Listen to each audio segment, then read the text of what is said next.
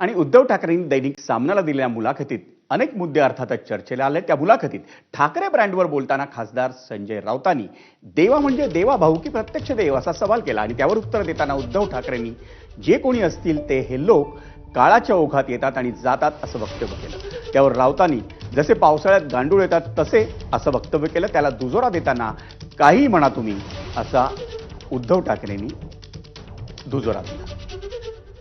हा ब्रँड संपवण्यासाठी आज दिल्लीपासून महाराष्ट्रापर्यंत अनेक लोक कामाला लागलेले आहेत की आता हा ब्रँड आम्ही संपवणारच। याचं कारण त्यांना आपल्याशिवाय देशात कोणतंच नाव नको आहे।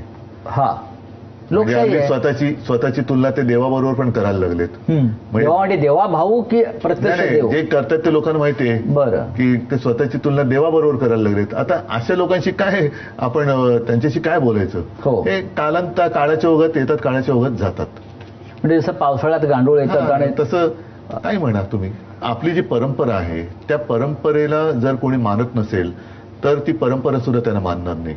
उद्धव साहेब, आज मगाशी आपण म्हणालात की आज माझ्याकडे काय आहे, बरोबर आहे। आज आपण सत्तेवर नाही आहात, एक कोंडी करण्याचा राजकीय दृष्ट्या आपला प्रयत्न होतो आहे।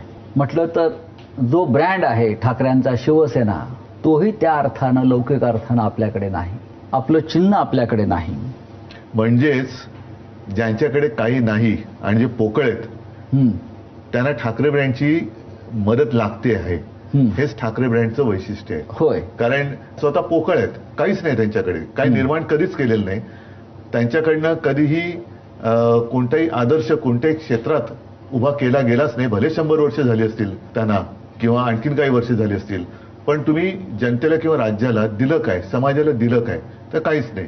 मग ही ब्रँडची चोराचोरी करून आपणच त्यांचे कसे भक्त आहोत हे ठासवून स्वतःचं महत्व वाढवण्याचा त्यांचा केविलवाणा प्रयत्न सुरू आहे, पण लोक त्याला आता भुलणार नाहीत। ही जी शिवसेना आहे उद्धव साहेब, कुठली जी आपली तीच शिवसेना आहे, नाही।